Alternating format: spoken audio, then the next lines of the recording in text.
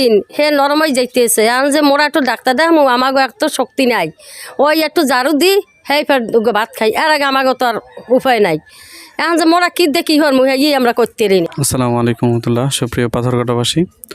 তো আজকের আমরা হাজির হয়েছি পাথরঘাটা পৌরসভার 1 নং ওয়ার্ডের উত্তরণ আবাসন প্রকল্পে। তো এখানে একটা মানবিক সহযোগিতার জন্য আজকের এই ভিডিওটা।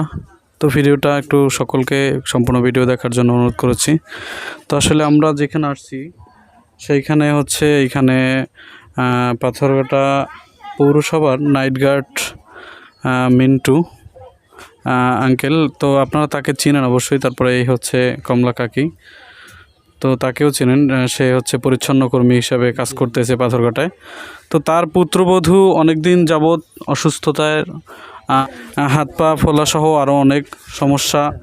এই জন্য আপনাদেরকে আমরা একটু সরাসরি শুনতে চাই যে আসলে কি সমস্যা, কতদিন যাবৎ ধরে এই অসুস্থতা, আসলে এখন আপনারা কি চাচ্ছেন?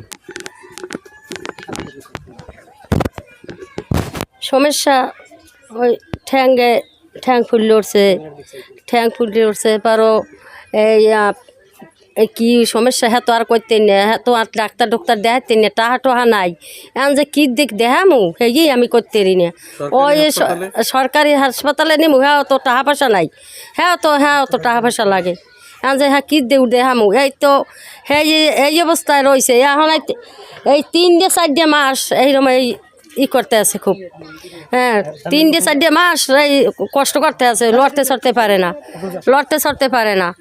হ্যাঁ দিনের দিন হে নরমই যাইতেছে এখন যে মোরা একটু ডাক্তার দেখামু আমাগো এক তো শক্তি নাই ওই একটু ঝাড়ু দি হে ফের ভাত খাই এর আগে আমাগো তো আর উপায় নাই।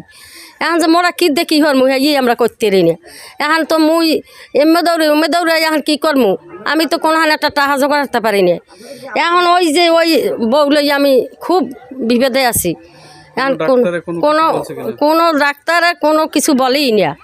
হ্যাঁ টাকা পাম কই আমরা, হ্যাঁ টাকা লইয়াও, হ্যাঁ ডাক্তার দাম কি দেহার টাকা লইয়াও, টাকা হলো ইতিন না।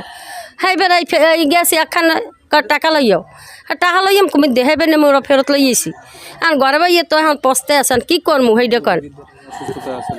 আছি আজ 3-4 মাস ধরে কোনো খাওয়া লওয়া সব মানে কি ফোলা আর যত তো নরম হয়ে যাইতেছি, মানে কোনো কিছু আটতেই পারি না। বুঝা জানি এই যে ভাঙিয়ে চুরে তসমস হয়ে যায়, শরীরে কোনো বল পাই না।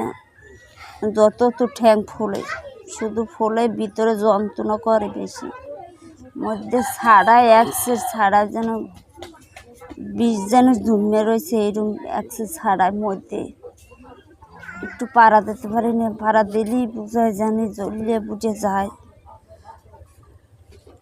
আর্থিক অবস্থা নাই যে যার জন্য আমরা এটা পারতে আসি না। তারপরে এলাকার লোকজন যারা আছে তাদের কাছে বলছি, তারা বলছিল যে আমরা কিছু কালেকশন করিয়া করব। তারা আজকে নামার কথা ছিল, কিন্তু তারা এখন বলতে আসে যে না আজকে নামবো না, আবার আগামী শনিবার। তারা এবার তারিখ দিতে আসে, কিন্তু তারা করতে আসে না, যার জন্য এই পরিস্থিতি। এখন এটা আস্তে আস্তে নরম হয়ে যেতেছে, হ্যাঁ, যার জন্য 20 লক্ষ হয়ে যেতেছে আস্তে আস্তে। নাই টাকা পয়সা নাই আমাদের কাছে। আপনারা যারা আমার ভিডিওটা দেখতেছেন তারা আবার একটু সহযোগিতা করবেন আপনারা সবাই মিলে।